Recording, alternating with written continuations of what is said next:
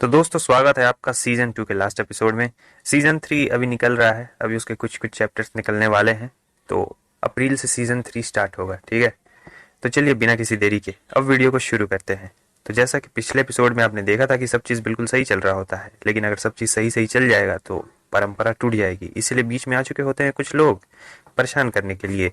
और ये जो बंदा होता है इनका मेन लीडर, ये कह रहा होता है याओ से कि जाओ अपने ग्रैंडपा को बुलाकर लाओ। कहाँ पर है वो तुम्हारे ग्रैंडपा? इधर ये टेंशन में आ चुके होते हैं और कह रहे होते हैं कि अब तो हम लोग बहुत बड़ी मुसीबत में फंस चुके हैं। लेकिन तब तक ग्रैंडपा आ जाते हैं और कह रहे होते हैं कि यहाँ पर तुम कुछ भी अभी तबाही मत करो, आज बहुत ही स्पेशल दिन है। लेकिन वो बंदा सुनने कहाँ वाला था। वो उनके ऊपर एक बहुत ही ताकतवर हमला करता है। पहले इन्हें लगता है कि इस हमले को रोक लेंगे, लेकिन फिर इन्हें एहसास होता है कि ये हमला तो बहुत ही ज्यादा पावरफुल है और अगर ये रोकने की कोशिश करेंगे तो मारे जाएंगे। तो इसलिए साइड हट जाते हैं और वो हमला जाता है घरों पे, लगता है बहुत खतरनाक हमला होता है।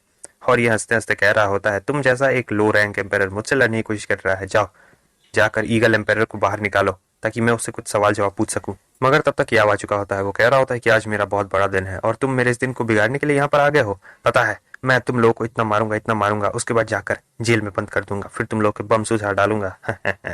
और ये सब इन्हें लोगों को मजाक लग रहा होता है, सब जोर जोर से हंस रहे होते हैं, लेकिन इसे बहुत ज्यादा गुस्सा आ रहा होता है। ये कह रहा होता है कि मैं तुम्हें बिल्कुल भी नहीं छोड़ने वाला हूँ, मैं तुम्हारे टुकड़े टुकड़े कर डालूंगा। तुम्हें क्या लगता है कि तुम बहुत ज्यादा पावरफुल हो, लेकिन तुम मेरे सामने कुछ भी नहीं हो। वो अपनी असली पावर बाहर निकाल रहा होता है और फिर हमें यह दिखाया जाता है कि कमजोर तो बिल्कुल भी नहीं होता है, बहुत ही ज्यादा पावरफुल रहता है और सीधे याओ की तरफ हमला करने के लिए आ रहा होता है। तब वो सोच रहा होता है कि आज आज मैं इस बच्चे को बिल्कुल भी नहीं छोड़ने वाला हूँ, आज तो मैं इसके टुकड़े टुकड़े कर कर ही रहूंगा। लेकिन तब तक कोई मास्टर बीच में आ जाते हैं और वो उसके हमले को हरा देते हैं और याओ से कह रहे होते हैं बहुत लंबे समय बाद मिले। लेकिन इसे बहुत गुस्सा आ रहा होता है। ये भी एक मास्टर होते हैं और ये उस बंदे को कह रहे होते हैं इस लड़ाई को रोकने के लिए, क्योंकि इनका पोस्ट होता है बहुत ही ज्यादा ऊंचा। और कह रहे होते हैं कि मैं यहाँ हॉल मास्टर की तरफ से आया हूँ क्योंकि लॉन्ग फैमिली ने इन्विटेशन भेजा था। लेकिन ये बहुत गुस्से में होता है, कह रहा होता है कि मेरे बेटे को इसने बहुत ज्यादा नुकसान पहुंचाया है, मैं इसे इतनी आसानी से नहीं छोड़ने वाला हूँ और अगर आज मुझे आपको भी ऑफेंड करना पड़ा तो मैं कर दूंगा, बाद में मैं हॉल मास्टर से माफी मांग लूंगा, लेकिन आप आज हमारे रास्ते से हट जाइए। अब जंग का ऐलान हो चुका होता है, वो बंदा सीधे इन पे हमला करने के लिए आ रहा होता है और इधर प्रिंसेस डर गई होती है। लेकिन याओ कह रहा था कि चिंता मत करो, मैं हूं ना तुम्हारे साथ। और हम देखते हैं कि सीधे वो बंदे लोग आ रहे होते हैं, लेकिन अचानक से बहुत तेज बिजली कड़कती है और किसी को भी कुछ समझ में नहीं आ रहा होता है कि आखिर यहाँ पर ये सब क्या हो रहा है। और फिर अर्थक्वेक जैसा एकदम आता है। तब हम देखते हैं कि यहाँ पर जितने भी डीमन एम्पायर्स रहते हैं, मतलब जितने भी रॉयल फैमिलीज के लोग रहते हैं, वो सभी आ चुके होते हैं, क्योंकि आपको याद होगा कि याओ ने इन्हें निमंत्रण भेजाया होता है। और वहां पर ईगल एम्पायर भी आ चुके होते हैं, कह रहे होते हैं कि लेट से आने के लिए योर हाइनेस मुझे माफ कर दीजिए। उम्मीद करता हूँ कि आपको जरा भी गुस्सा नहीं आ रहा होगा, बिल्कुल सही वक्त पे आया है ये लोग। जो ये मास्टर टैंग रहते हैं वो सोच रहे होते हैं आखिर ये लोग इसे योर हाइनेस क्यों बुला रहे हैं। लेकिन जब वो बंदा देखता है कि इतने सारे डीमन रेस के बंदे आ चुके हैं तो वो डर के मारे भाग जाता है और टैंक को चेतावनी भी देते जाता है।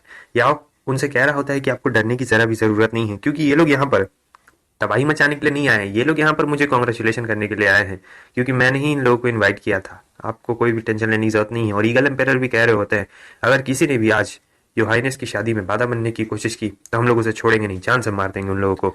सब चीज अब एकदम क्लियर हो चुका है। ग्रैंडपा को तो यकीन नहीं हो रहा था कि याओ की पहुंच इतनी दूर तक अब जा चुकी है और फिर सब चीज अब सेटल हो चुका होता है। तो चलिए अब इंतजार किस बात का है, अब फ्री का खाना खाने के लिए घुस कर जाना पड़ेगा, भेस बदलना पड़ेगा। तो चलिए घुसते हैं।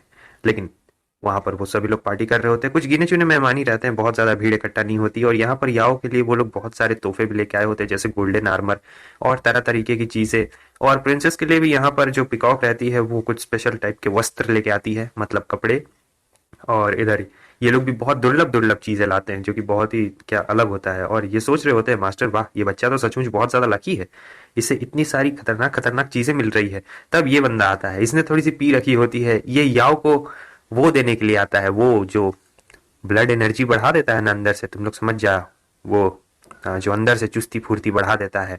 और याओ को ये भी कह रहा होता है कि आज तो आप प्रिंसेस को चख ही लेंगे तो उसके बाद आपको पता चल ही जाएगा कि इसका टेस्ट कैसा है। हाँ, याओ को पता रहता है कि इसने पी रखी है, तो ये कहता है कि ठीक है ठीक है। और फिर एक बंदा उसे खींच के ले जा रहा होता है और कह रहा होता है कि योहाइनेस को तंग मत करो, और वो बंदा इशारे करते हुए जा रहा होता है कि उसका इस्तेमाल जरूर करिएगा।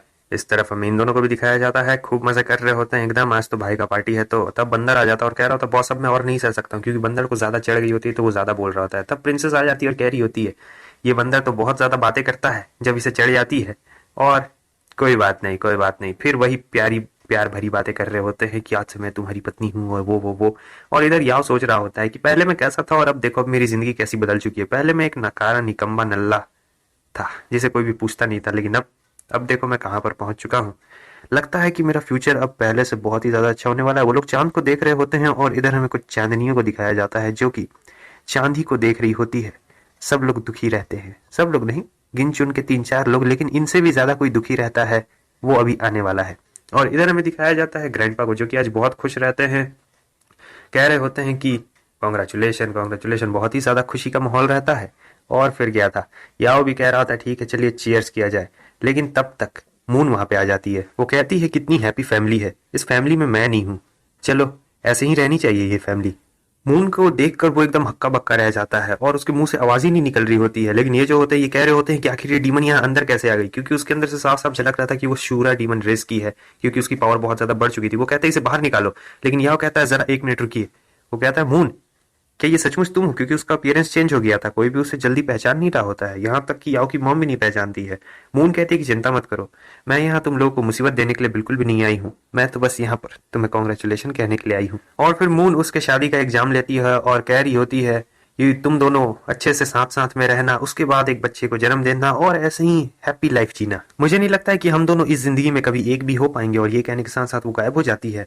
अब इसे यकीन नहीं हो रहा था कि मून अभी तक जिंदा है, इसे लगा था कि वो मर चुकी है। अब याओ भी बहुत इमोशनल हो गया होता है, क्योंकि उसे नहीं लगा था कि मून अभी तक जिंदा होगी। वो कह रहा होता है पहले मुझे लगा था कि मैं उसे बचा लूंगा, जब उसे डीमंस ने कैप्चर किया था तो मैंने फ्रंट लाइन इसलिए ज्वाइन की थी ताकि मैं उसे बचा सकूं, लेकिन मैं इतना ताकतवर नहीं था कि मैं उसे बचा पाया।